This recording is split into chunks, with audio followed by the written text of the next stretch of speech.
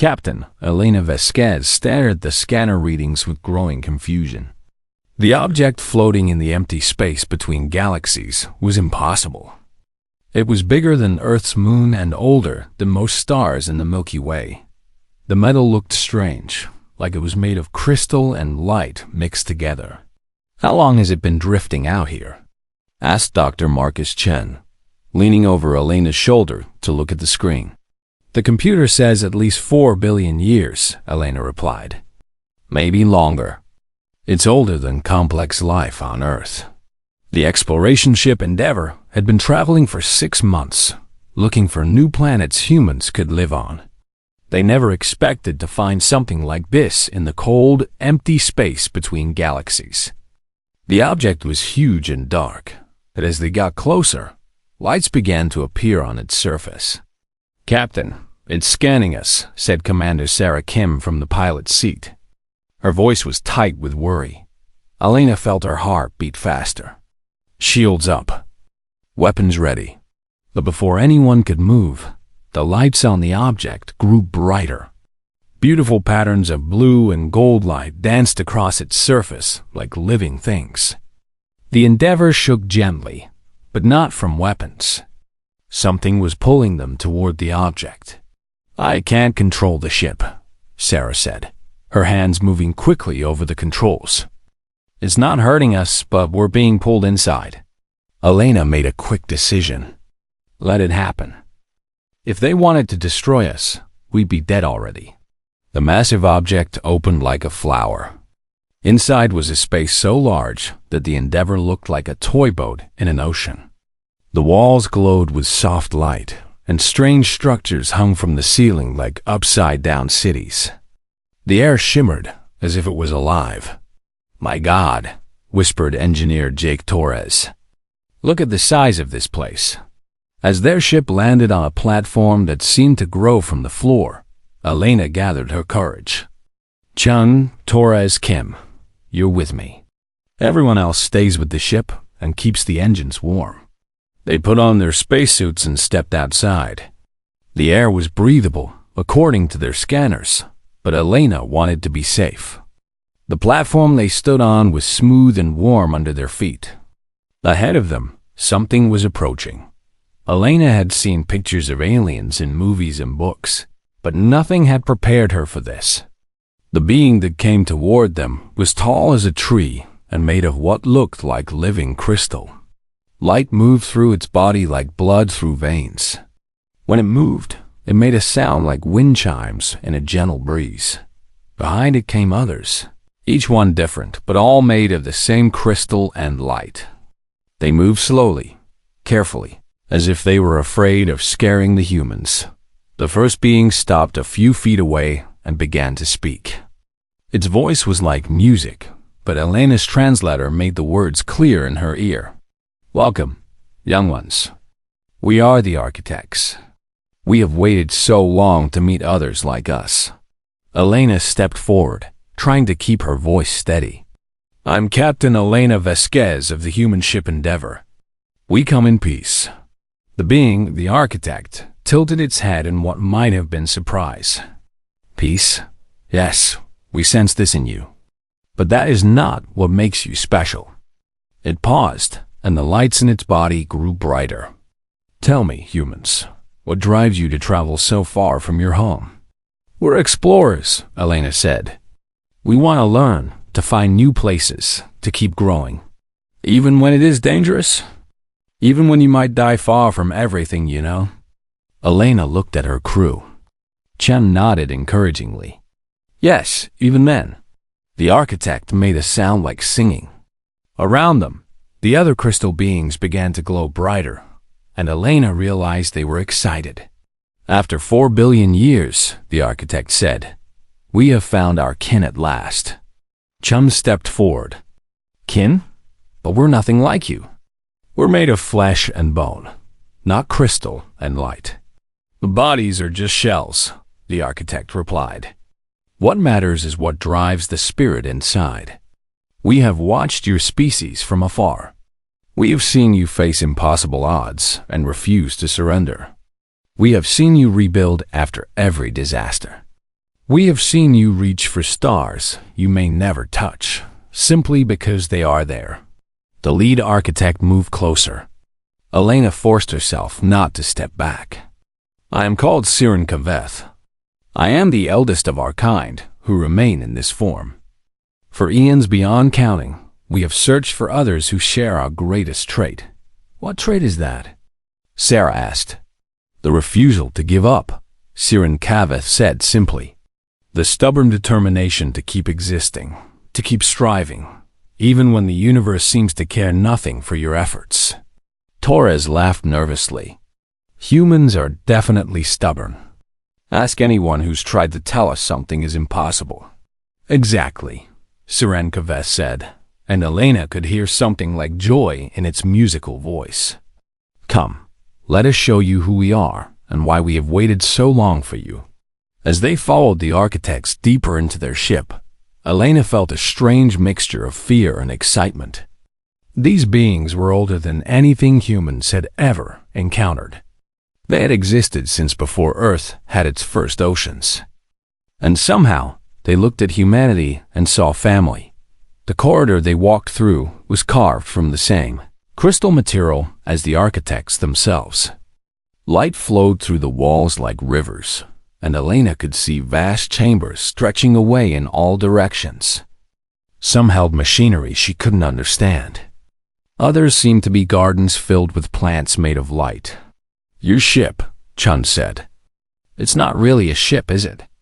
It is our home, Siren Kaveth replied. When our galaxy began to die, we built these vessels to carry us to younger stars. We've been traveling for longer than your world has existed. Elena stopped walking. Your galaxy died? All things die, young captain. Stars burn out. Planets grow cold. Even galaxies fade away. But some of us choose to continue anyway, to find new homes and new purposes. Just as you do. They entered a vast chamber with a ceiling so high it disappeared into glowing mist. In the center stood what looked like a tree made of pure light, its branches reaching in all directions. This is our memory tree, Siren Kaveth explained. Every moment of our long existence is stored here. Every species we have encountered, every world we have visited, every choice we have made. It paused. And every disappointment we have felt when others chose different paths than ours. Elena looked up at the glowing tree. What do you mean? We have met many intelligent species in our time. Most follow predictable patterns. They grow, they learn, they reach a point where they must choose. Some transcend their physical forms and join the energy of the universe. Others destroy themselves through war or carelessness. A few simply stop trying and fade away in comfort and safety. Siren Kaveth's lights pulsed slowly. But we have never found another species that chooses what we chose, to remain physical, to keep struggling, to keep hoping that existence itself has meaning worth preserving. Elena felt a chill run down her spine. Until now, the architect agreed. You are the first species in 4 billion years to show us that we are not alone in our stubborn love of life itself. Over the next few days, the humans lived among the architects in their vast ship. Elena had expected formal meetings, careful negotiations, maybe even tests to prove humanity's worth. Instead, the architects simply watched them live. They watched as Chen spent hours examining a broken crystal construct in the ship's lower levels. The device wasn't important, just an old piece of machinery that had stopped working centuries ago. But Chun couldn't help himself. He poked at it, asked questions about how it worked, and eventually crawled inside to see if he could fix it. Why do you care about this old thing?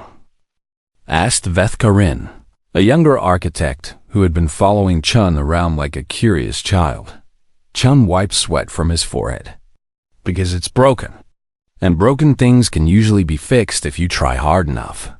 The architect's lights flickered in what Elena was learning meant surprise. But you gain nothing from fixing it. It serves no purpose for your mission. Maybe not, Chun admitted, tightening a crystal connection with his tools. But it might serve a purpose for you. And maybe fixing things is just what I do. Veth Karin called to Sirin Kaveth in their musical language. The elder architect came to see Chun covered in crystal dust, still working on the broken machine. When it finally hummed back to life, both architects made sounds like singing wind. Meanwhile, Sarah had found the ship's navigation chamber. The architects showed her star charts that covered the entire history of the galaxy. She stared at the maps for hours, asking questions about distant worlds and dead civilizations. "You have seen so much," Sarah said, tracing the path of an ancient trade route with her finger. "You've watched whole species rise and fall." "Yes," said Makaso, the architect navigator. "We have recorded the birth and death of 10,000 civilizations." Sarah was quiet for a moment. "That must be incredibly sad." It was, at first. But we learned to accept it. All things end. "But you didn't end," Sarah pointed out. "You could have, but you chose to keep going. Why?" Makaso's crystal body pulsed with slow, deep light. "The same reason you travel between galaxies in a tiny ship that could be destroyed by a single asteroid. Because giving up feels wrong." In the ship's cultural center, Torres had discovered architect music. It wasn't like human music. There were no instruments, just pure sound that came from the crystals themselves. But Torres had brought his guitar, and he played human songs for his hosts. The architects listened to blues, rock, folk music, and classical pieces. They seemed most interested in the sad songs, the ones about loss and struggle and refusing to quit. "This music," said Kelkaneth, "it speaks of pain but also of hope." "That's what makes it good," Torres said, strumming a gentle chord. "The best human music comes from the worst human experiences. We sing about heartbreak because it helps us heal. We sing about injustice because it helps us fight. We sing about death because it helps us live." "Show me," Kelkaneth requested. Torres thought for a moment, then played an old song about a coal miner who died in a cave-in.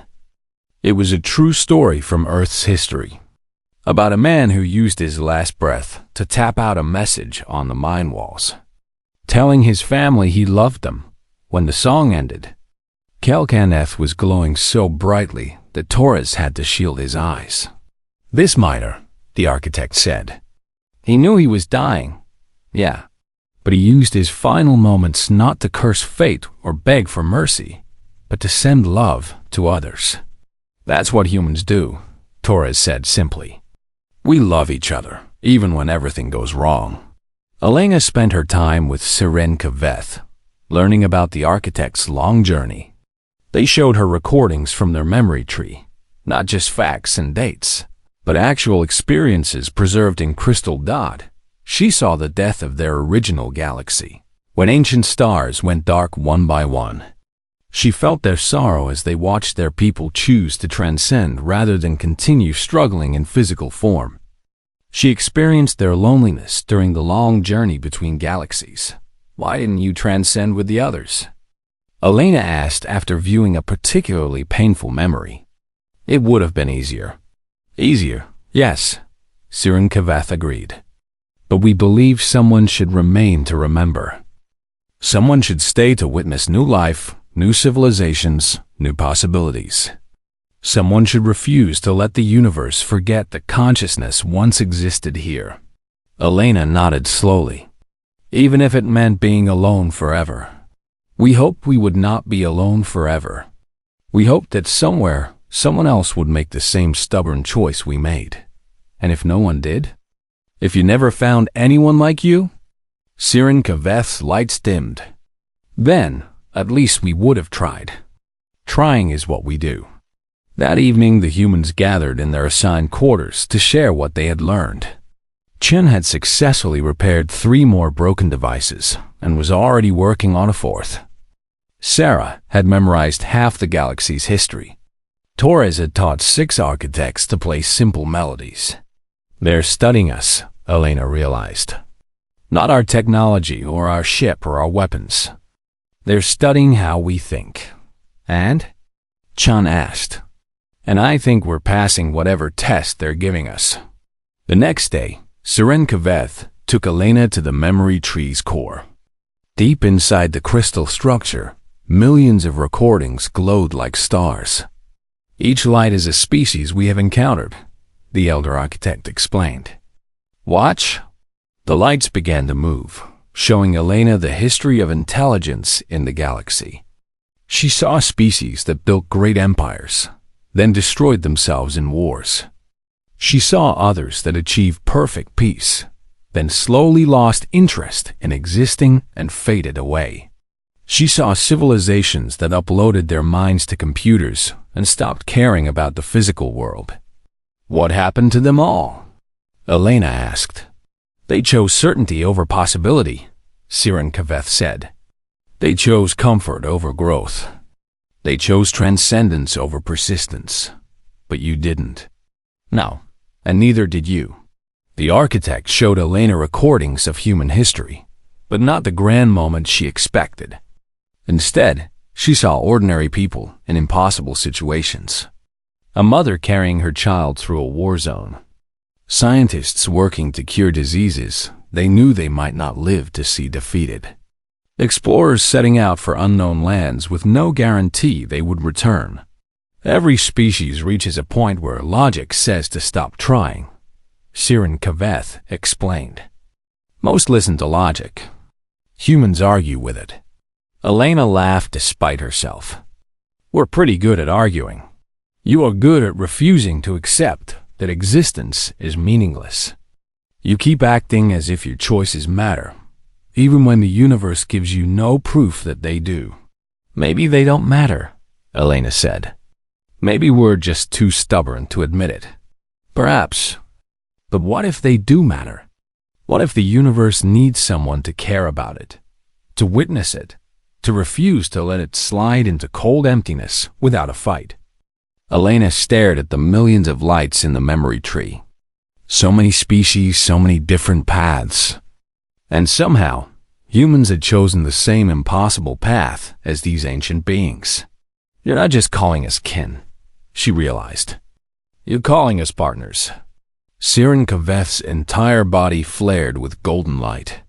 We have been caretakers of memory for 4 billion years. We have preserved the stories of those who came before. But we are old, and even we cannot last forever. And you want us to help. We want you to choose, the architect corrected. Just as we chose long ago. Will humanity accept that the universe is vast and uncaring? Or will you join us in being vast and caring instead? Elena looked around at the glowing tree, at the recorded history of a galaxy full of life and loss and wonder. She thought about her crew, still exploring and fixing and creating even in this alien place. She thought about humanity, stubborn and hopeful and endlessly curious. I can't speak for my entire species, she said. But you can speak for yourself. Elena smiled. Then yes. If the universe needs someone to care about it, humans are definitely interested in the job. That night, Siren Kaveth invited Elena to the ship's highest chamber. It was a dome made of clear crystal that looked out into the empty space between galaxies. Stars were so far away they looked like tiny sparks scattered across black velvet. Sit with me, the architect said, gesturing to a raised platform in the center of the room. Let me tell you who we really are. Elena sat cross-legged on the warm crystal surface. Siren Kaveth's body began to glow with soft, steady light. And suddenly, Elena could see images in the crystal walls around them. Not recordings this time, but memories so old they felt like dreams. Our galaxy was called Velthera, the architect began. It was ancient when your Milky Way was just a cloud of gas and dust. We evolved when the universe was young and hot, when stars burned brighter and closer together. Elena saw a galaxy blazing with life. Millions of worlds orbited brilliant stars. Space was filled with ships and stations and impossible structures that linked solar systems together like a vast web.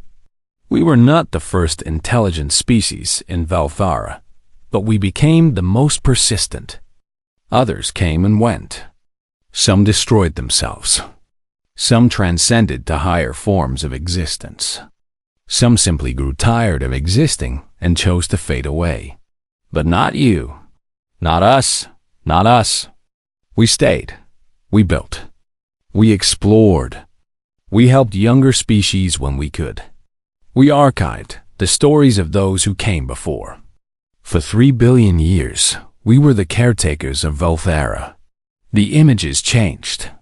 Elena saw the architect civilization at its peak, crystal cities that floated between stars, energy beings and physical creatures working together, art and music and science beyond anything she could imagine. You must have been incredible, Elena whispered. We thought so, Surin Kaveth said, and there was sadness in its voice. We thought we had found the perfect balance between growth and stability. We thought we could maintain our civilization forever. The images darkened. But forever is a very long time. Stars age. Galaxies change. And our people began to grow tired. Elena watched as the bright cities grew dim. Ships stopped traveling between worlds. The great projects were abandoned one by one. What happened? The same thing that happens to most species eventually. We reached a point where we had to choose what we wanted to be. Our scientists had learned how to transcend physical form, to become beings of pure energy and consciousness. They said it was the next step in evolution. Elena saw architects transforming, their crystal bodies dissolving into light that rose up and disappeared into dimensions she couldn't understand. They weren't wrong. Surin Kaveth continued. Transcendence offers perfect peace, unlimited knowledge, freedom from all physical concerns. Most of our people chose it gladly, but not all of you. No, a few of us looked at transcendence and felt wrong about it. We couldn't explain why. Logic said it was the better choice. Wisdom said we should join our people in their new form. Elena studied the ancient being beside her. But you stayed. We stayed. We were called fools, stubborn relics clinging to an obsolete form of existence. Perhaps they were right, but something deep inside us refused to abandon the physical universe. The images showed the last architects building their great ships as their galaxy grew dark around them. Stars were burning out faster than new ones formed. Planets grew cold and lifeless. Why? Elena asked. Why refuse something that sounds so wonderful? Surin Kaveth was quiet for a long moment. Have you ever loved something that made no logical sense? Something that was difficult and painful and completely impractical? Elena thought about her own life, leaving Earth to explore empty space, risking everything for discoveries that might never come. Yes, we loved existence itself. Not just our own existence, but the whole messy, dangerous, beautiful reality of physical life. We loved the way matter danced with energy.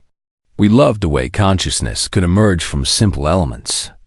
We loved watching new species discover the universe for the first time. The images showed their journey from the dying galaxy to the young Milky Way. Elena could feel their loneliness during the long voyage, their hope as they found new worlds full of life.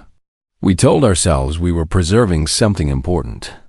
We said someone needed to remember the physical universe, to witness new forms of life, to keep the flame of curiosity burning. You were right, Elena said firmly. Were we? We have watched 10,000 species rise and fall. We have seen beauty and horror beyond measure. We have been alone for 4 billion years, wondering if we made the right choice. Elena looked out at the distant stars. But you kept going. We kept going. Even when doubt consumed us. Even when loneliness threatened to break our minds. Even when transcendence called to us like a sweet song, promising an end to all struggle. The same way humans keep going, Elena realized. Yes, the same stubborn, illogical, beautiful refusal to surrender. When we first observed your species, we saw ourselves as we used to be. Young, curious, determined to make sense of an indifferent universe. The images changed again, showing moments from human history. Elena saw people struggling through ice ages and plagues and wars, always rebuilding, always hoping, always reaching for something better. But it was more than that. Siran Kaveth continued. We saw you facing the same choice we once faced. Your scientists are beginning to understand transcendence. Your philosophers debate whether physical existence has meaning. Your people could choose the easy path, upload your consciousness, merge with machines, become beings of pure thought. Elena felt a chill. We're not ready for that choice. No species ever is. But when the time comes, what will humans choose? Elena thought about her crew, still working and exploring even in this impossible place. She thought about humanity's long history of choosing the hard path, of clinging to physical reality, even when it would be easier to give up. I think I know what we'll choose. As do we. That is why you are our kin. Not because you resemble us, but because you share our deepest nature. The refusal to accept an existence is meaningless. Siran Kaveth stood and walked to the crystal wall. Look out there, at the space between galaxies. What do you see? Emptiness. Cold and dark. We see possibility. Room for new galaxies to form, new stars to be born, new life to emerge. The universe is not dying. It is constantly being reborn. But only if someone cares enough to help it continue. Elena joined the architect at the wall. Is that what you've been doing all this time? Helping the universe continue? In small ways. We preserve knowledge that would otherwise be lost. We nudge young species away from paths that lead to destruction. We keep archives of beauty and wisdom for future generations to discover. And you want us to help. We want you to choose your own path, as we chose ours. But if you choose to join us... Siran Kaveth paused, its lights pulsing with something like hope. We have been alone for so long. Elena put her hand on the crystal wall. Through it, she could feel the vast ship around them, full of 4 billion years of memories and dreams. She thought about the loneliness these beings had endured, keeping their vigil in the darkness between galaxies. You won't be alone anymore, she said quietly. Even if your people choose differently, even if most of humanity decides to transcend or pursue other paths. Elena smiled. There will always be humans who choose the stubborn path. Trust me on that. We're very good at doing things that don't make sense. Siran Kaveth's laugh was like crystal wind chimes in a gentle breeze. Yes, we have observed this trait in your species. It is quite remarkable. They stood together in comfortable silence, looking out at the darkness that was full of possibility. Elena felt the weight of 4 billion years of solitude, but also the warmth of connection finally found. What happens now? She asked. Now we begin the real work, Siran Kaveth replied. We show you what we have learned, and you show us what you have discovered. Together, we continue the long task of caring for a universe that needs caretakers. Elena nodded. It sounds like the kind of impossible job humans were made for. Indeed, that is exactly why we called you kin. The alarm that woke Elena from sleep was unlike anything she had heard before. It sounded like crystal breaking, over and over, echoing through the architect's ship. She jumped up and ran to the command center where her crew was already gathering. What's happening? She asked Sarah, who was studying the displays with worried eyes. Ships approaching fast, Sarah replied. A lot of them. And they're not sending friendly signals. Siran Kaveth appeared beside them, its crystal body flashing with urgent red light. The hegemony has found us. We must prepare for battle. Elena had heard of the hegemony during their time with the architects. It was an alliance of the galaxy's current ruling species, beings who had divided the Milky Way between themselves and didn't like surprises. They saw the ancient architects as a threat to their power and humans as dangerous newcomers who didn't know their place. How many ships? Elena asked. 57 war vessels, Makaso reported from the navigation station. Each one larger than your entire ship. Chun whistled low. We're seriously outnumbered. Through the crystal walls, Elena could see lights approaching, the bright drives of enemy ships dropping out of faster than light travel. They formed a perfect sphere around the architect vessel, blocking every escape route. This is Admiral HFY War of the Hegemony Fleet. A harsh voice spoke through the communication system. Ancient Ones, you have violated the laws of cosmic order by making contact with an unregistered species. Surrender now and submit to judgment. Siren Kaveth's reply was calm and musical. We recognize no authority over our actions, Admiral. The humans are our guests and our kin. We will not surrender them or ourselves.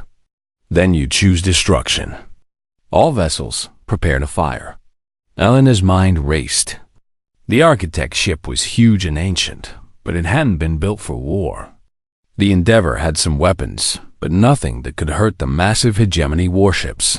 Can we run? Torres asked. Not with 57 ships surrounding us, Sarah said. They'd cut us down before we could build up speed. What about your defenses? Elena asked Siren Kaveth. We have some protective systems, but they are very old.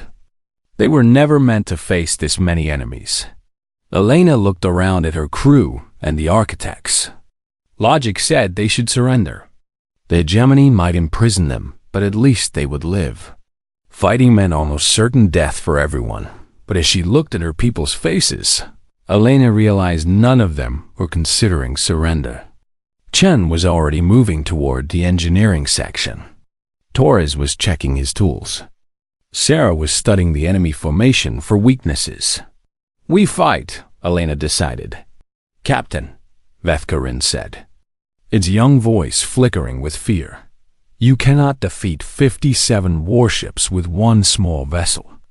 Elena smiled grimly. Maybe not. But we're humans. We're very good at doing impossible things. The first enemy shots lit up the darkness like miniature suns. The architect's ship's shields absorbed most of the damage, but Elena could feel the entire structure shaking. They wouldn't last long under this kind of assault. Siren Kaveth, can you get us close to one of their ships? Elena asked. Perhaps. But why would you want to get closer to the enemy? Because that's the last thing they'll expect. Elena ran to her ship with Chen and Torres following. Sarah, get us ready for launch. We're going to try something crazy. How crazy? Sarah asked as she started the Endeavor's engines. We're going to ram one of their ships and see if we can disable it from the inside. Torres laughed. I love working with humans. But before they could launch, something unexpected happened. Several of the architects approached their ship, carrying crystal devices Elena had never seen before. What are those? Chun asked. Gifts, Siren Kaveth said. We have not fought in eons, but we remember how, and we learn quickly from watching others. The architects attached their crystal devices to the Endeavor's hull and engines. Immediately, Elena felt the ship changing. The engines hummed with new power. The hull strengthened and grew. Weapons Elena didn't recognize sprouted from the sides. Hybrid technology, Chun breathed. They're combining their science with our engineering. More than that, Siren Kaveth said. We are combining their persistence with our knowledge. Together, we become something new. The modified Endeavor launched from the architect's ship like a comet. Sarah pushed the hybrid engines to their limit, weaving between enemy fire with impossible grace.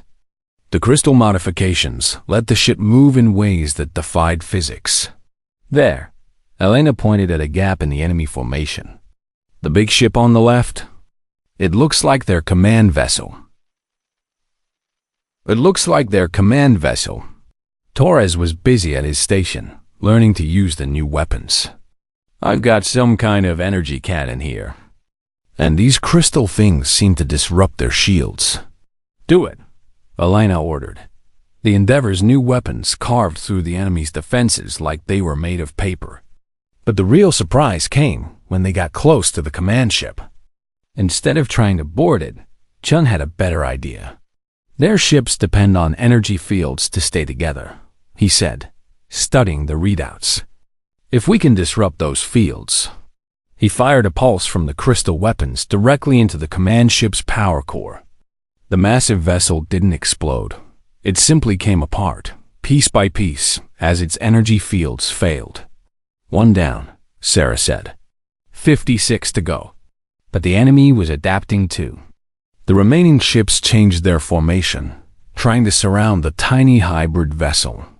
Energy beams crisscrossed the space around them. That's when the architects made their move.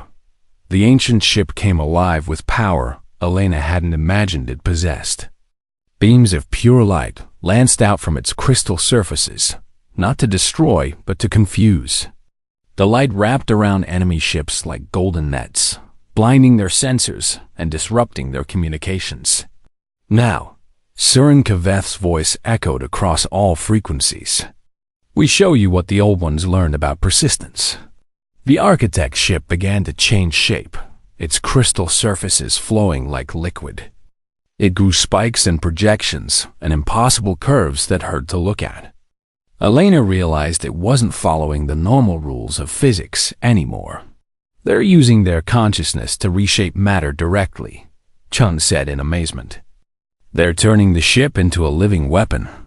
More than that, they were turning it into art. The transforming architect vessel was beautiful and terrible, like a crystal flower made of starlight in dreams. Enemy shots bounced off its ever-changing surface or were absorbed and redirected back at their sources. The Endeavor danced around the transformed ship, like a fighter dancing around a giant. When enemy vessels tried to focus their fire, the little hybrid ship would dart in and disable their weapons. When they tried to scatter, the architect ship would wrap them in golden light and hold them still. This is impossible. Admiral Kethvar's voice crackled over the communication channels. How are two ships defeating our entire fleet? Elena took control of the communication system. Because we're not giving up. And apparently, that makes us harder to kill than you expected. The battle turned into something like a deadly game. The enemy had superior numbers and firepower, but they fought like machines, predictable, logical, efficient. The humans and architects fought like dreamers, creative, stubborn, willing to try things that shouldn't work. Taurus found a way to use the crystal weapons to create false echoes, making it look like there were dozens of ships instead of two. Sarah learned to fly the Endeavor through spaces that were technically too small for it by using the crystal modifications to bend reality slightly. Chun turned their own ship into a mobile repair station, fixing damage to the architect vessel, even in the middle of combat. But it was Elena who delivered the final blow. Admiral, she said, broadcasting to the entire enemy fleet. Look around you. You came here with 57 ships to destroy 2. You've been fighting for 3 hours. How many ships do you have left? There was a long silence. Elena could imagine the Admiral counting his remaining vessels. Less than 20 now, and most of them damaged. You're fighting us because you're afraid, Elena continued. Afraid that we represent change.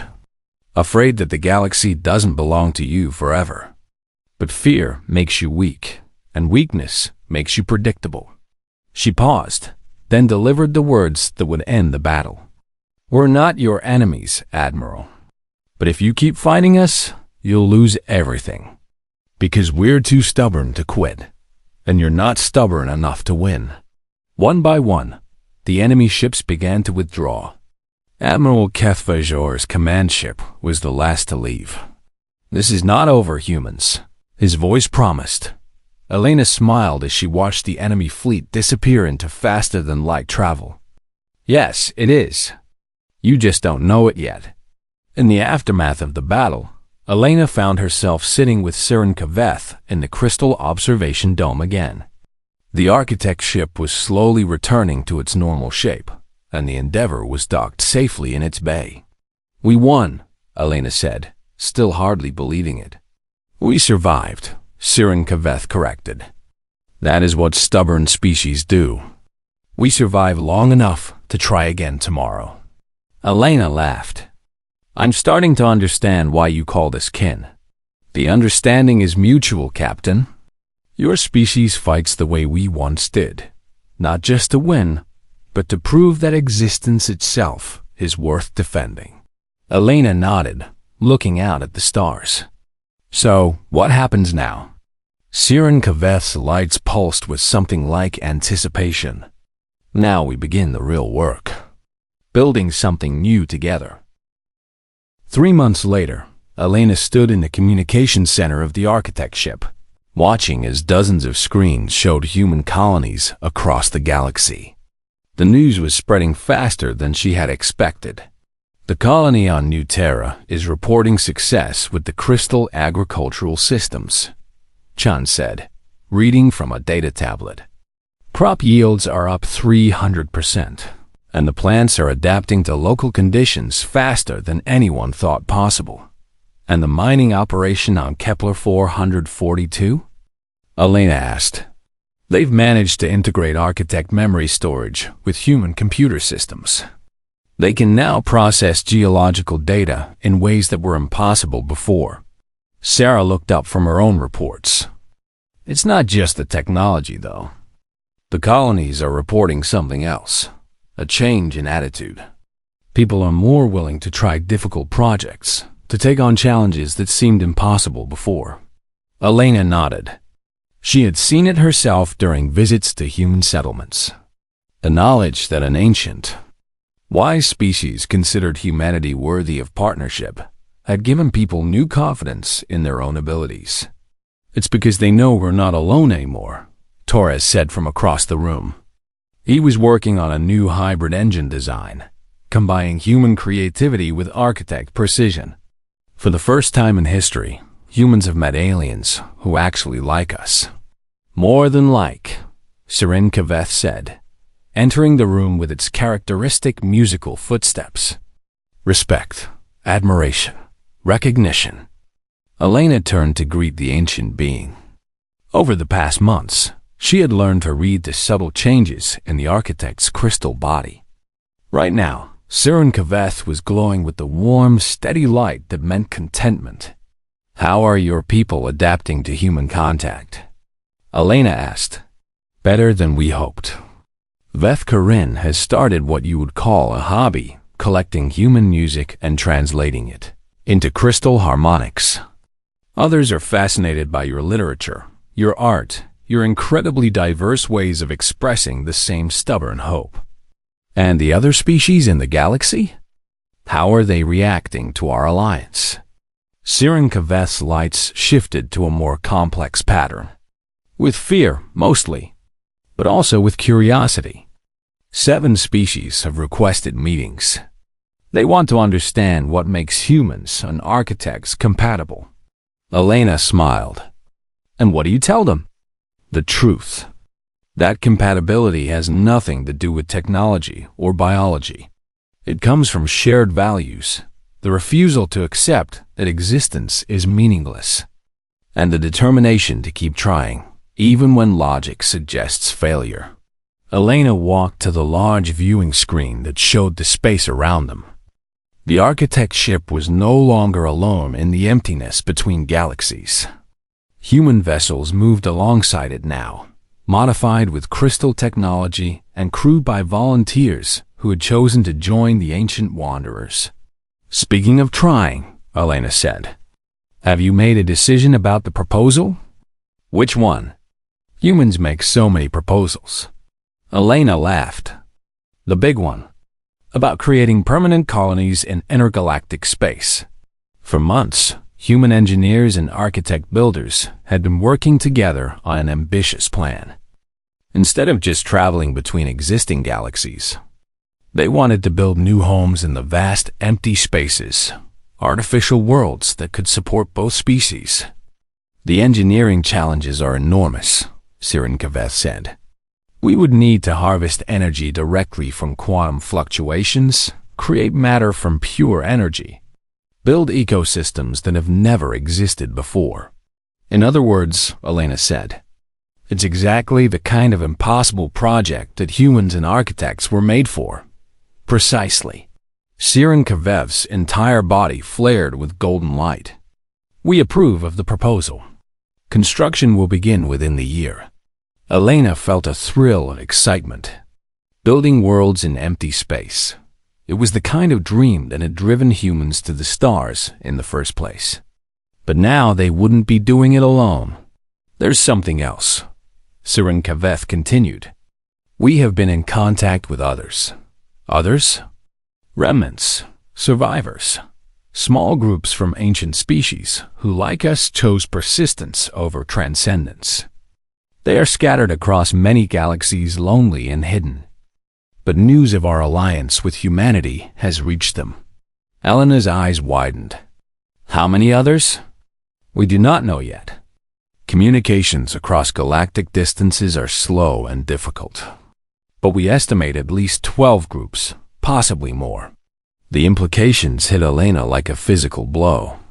Humanity had joined not just one ancient species, but potentially an entire network of persistent civilizations. They weren't just allies now. They were part of something much larger. They want to meet us, Sirinkaveth said. They have waited eons for proof that new species could choose their path. Humanity is that proof. Elena sank into a nearby chair, overwhelmed by the magnitude of what was happening. We're going to change the entire galaxy. The galaxy, yes, but perhaps more than that. If we succeed in building sustainable intergalactic colonies, if we prove that consciousness can thrive in the deep void, we may inspire others to make similar choices. Elena thought about the transcended species, those who had given up physical form for pure energy and thought. Do you think any of them might change their minds? Decide to return to physical existence? Some might. The universe is vast enough for many different forms of life. What matters is that now there are alternatives to extinction or transcendence. There is a third path, the path of stubborn hope. Over the following weeks, Elena watched as the alliance between humans and architects grew into something even more remarkable. Human colonies began receiving visitors from other ancient survivor species, beings made of living metal, creatures of crystallized time, entities that existed as pure mathematics given form. Each species was different, but they all shared the same core trait that had drawn the architects to humanity: the refusal to give up, the determination to find meaning in existence itself. Elena's crew had been joined by volunteers from these other species. Torres worked alongside a being that communicated through musical equations. Chun collaborated with entities that could perceive 17 dimensions simultaneously. Sarah learned navigation techniques from species that had been traveling between galaxies since before Earth's sun was born. The ship itself had become a marvel of hybrid engineering. Human systems integrated seamlessly with architect crystals, while innovations from other species added capabilities Elena couldn't have imagined. They could now travel faster than light by folding space like origami, generate matter from pure thought, and communicate instantaneously across any distance. But the most important changes weren't technological. They were philosophical. Elena stood once again in the crystal observation dome, but this time she wasn't alone. Representatives from 6 different species stood with her, looking out at the stars of a young galaxy they were approaching, one where new civilizations were just beginning to develop space travel. They're so young, said Kethmarin, an entity of living crystal from a galaxy Elena couldn't pronounce. Their oldest civilization is only 50,000 years old. Young and hopeful, added Vexhal Tooth, a being made of metallic components that constantly reconfigured themselves. They haven't reached the choice point yet. Elena smiled. Then we get to show them that there's more than one path forward. And if they choose differently? Asked the mathematical entity that called itself Equation of Stars. If they decide on transcendence or isolation or destruction, then we respect their choice, Elena said firmly. But we also show them what we've learned, that existence doesn't have to be solitary. That consciousness doesn't have to choose between physical and energy forms. That the universe is big enough for everyone who wants to keep trying. Sirin Kaveth moved to stand beside Elena. You have learned quickly, Captain. You sound like an architect elder. I've had good teachers, Elena replied, both ancient and stubborn. As their ship entered the new galaxy, Elena felt the same sense of anticipation she had experienced during her first contact with the architects. But now it was magnified by the knowledge that they weren't just representing humanity anymore. They were representing everyone who had ever chosen to persist against impossible odds. The universe is vast and uncaring, Elena said, repeating words Sirin Kaveth had spoken to her months ago. But we are vast and caring, the ancient architect completed. And that makes all the difference. Elena looked around at her impossible crew, humans and crystal beings and mathematical entities and metal creatures, all working together toward the same goal. They were living proof that the universe didn't have to be lonely. The consciousness could find kinship across any barrier of time or space or form. So what's our mission statement? Torres asked with a grin. Now that we're official ambassadors for the Stubborn Alliance? Elena thought for a moment, then smiled. We're here to show the galaxy that giving up isn't the only option. That there's always another choice, another path, another way forward. We're here to be living proof that hope is stronger than logic. And if they don't believe us? Chun asked. Elena's smile widened. Then we'll just have to be more stubborn than their doubts. As their ship moved deeper into the new galaxy, Elena felt a deep sense of peace settle over her. Humanity had found its place in the universe, not as conquerors or subjects, but as partners in the ancient, ongoing work of refusing to let consciousness fade away.